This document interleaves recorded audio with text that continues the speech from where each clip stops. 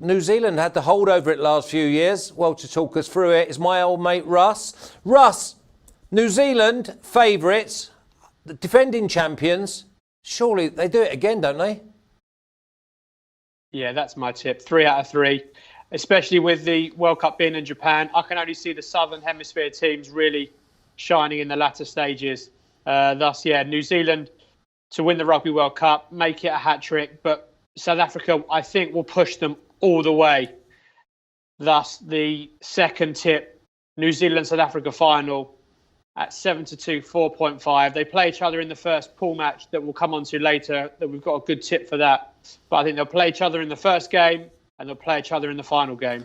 I mean, we all love our rugby, obviously, in the Northern Hemisphere. England done so well over the last few years. Not so good last year in the Five Nations. I look at the outrights. We're going to get the outrights up. Rafa, can you stick the outrights up, please? We got New Zealand at 2.5. We've got South Africa 5.3.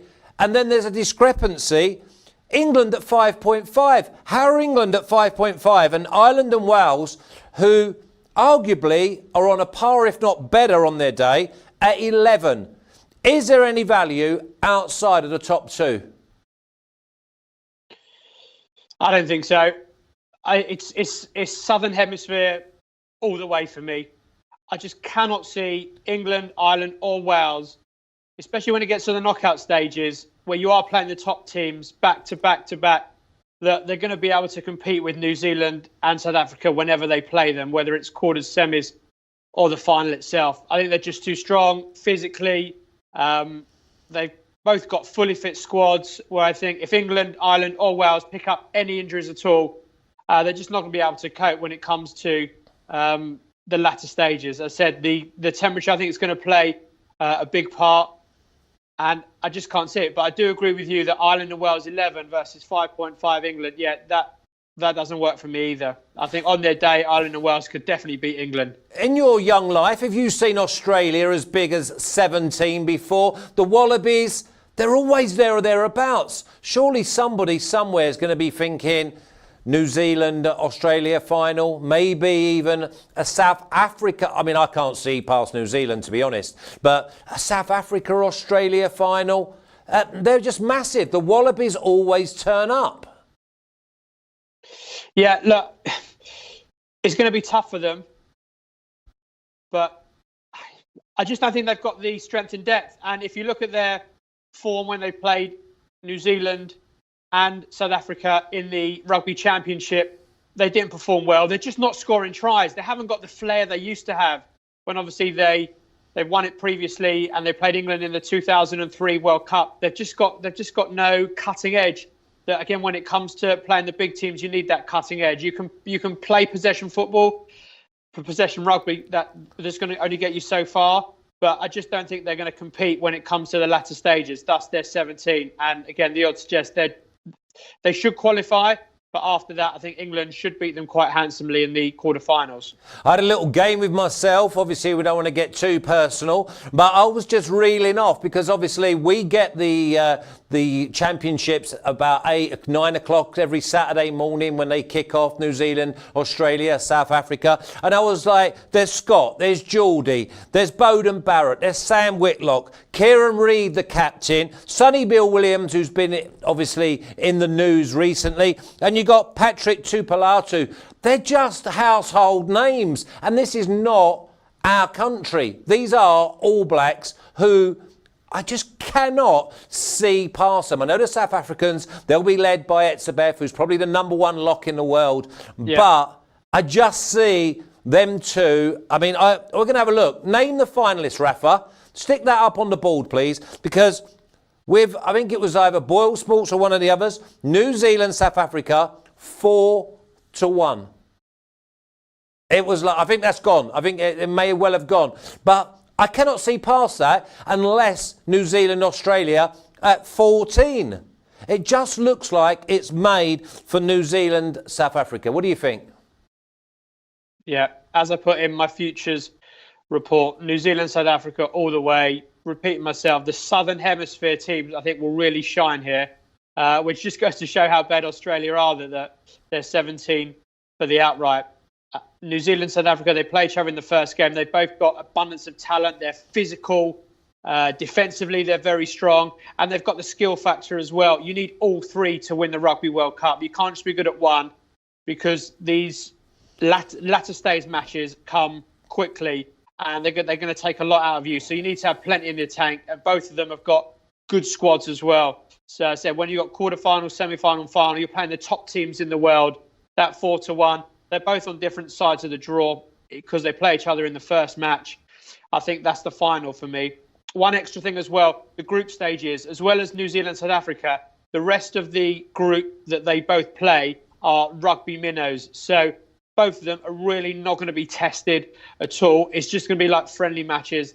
So they're going to have plenty in the tank when it comes to the quarterfinals, whereas England, Ireland, Wales, they've got some tough matches in their pool matches. So they need to be 100% for virtually every game to make sure they qualify. Russ, you say it's going to be tough for the teams. How tough is it going to be for the viewers, especially those in the Northern Hemisphere, when you're like 5 o'clock in the morning, you're like 6:30. It's like you have to get up at the crack of just to view it. It's like unbelievable. 15 hours ahead of America, obviously at Eastern time. It's 17 hours from us in Costa Rica. It's going to be a tough view for the fans. No. Saturdays when England play, can you imagine all the lads getting down the pub at 6:30, pub opening? They'll love it. 12 hours on the beer. I do remember actually watching when England won the Rugby World Cup in 2003. The pub opened at 7 in the morning. It was a fantastic atmosphere pre-match, and obviously England winning. Johnny Wilkinson kicking the all-important drop goal. Yeah, it was a fantastic morning. I do remember it very well. Realistically, England, any chance whatsoever to even get in the semis? Yeah, semi-final I think they can get to. I think they'll get beat by, I believe they play South Africa in the semis if the draw pans out how I see it. But they'll need everything to click. They'll need luck to go their way. They'll need all their top 15 players fit throughout the tournament. But I just can't see it. I just don't think they've got the strength in depth. Johnny May's good. Ben Youngs, Owen Farrell, he can kick well. He's obviously a key asset for England. But I just don't think they've got the strength in depth up front to compete. OK, I've asked Rafa to stick up 2 pool matches I want to get your view on. Rafa, can you stick up the first one, please? New Zealand play South Africa. We think this could be the final. The bookies have it. New Zealand 1.5, draw 29, South Africa 4.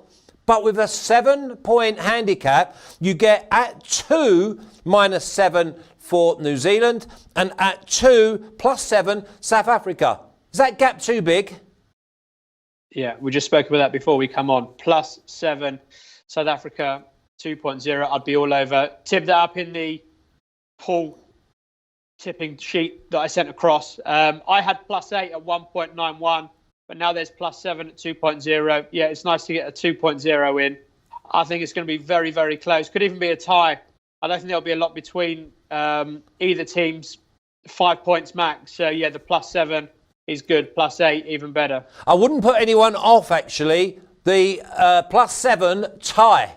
18-1, so you can get it at 19. I can see New Zealand winning this by a try or converted try. 7 points at 18-1. It's funny how that often does do you over because they had that free team or free option selections, and I like just a small one at 18. New Zealand to win by 7. Rafa, can you stick the other one up? Because these are 2 of the home nations. I think there could be an upset here. Ireland 1.33, draw 29, Scotland 4, but Ireland -9 at 2, Scotland +9 at 2, and the tie with the points at 18-1 again. Where are you going, Ireland, Scotland? I've got this Ireland to. I've gone for the winning margin here. I believe I've gone for Ireland to win between 1 and 12 points. I think this is going to be close. I think Ireland will win. I think Ireland have got better players. I think Ireland showed against England. So Ireland showed against Wales in the pre-warm-up matches that they've got a strong team. Scotland, I think they played Georgia twice and beat them quite convincingly. So I'm not sure they've had a warm-up that Ireland have had. Ireland have played Wales twice and England, so they've been very, very competitive.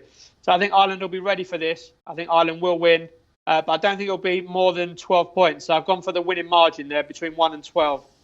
Okay, well, let's have a little quick round-up.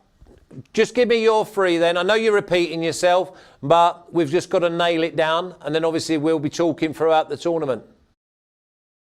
Winner. Sure. Winner, New Zealand. Finalists. New Zealand, South Africa. 4.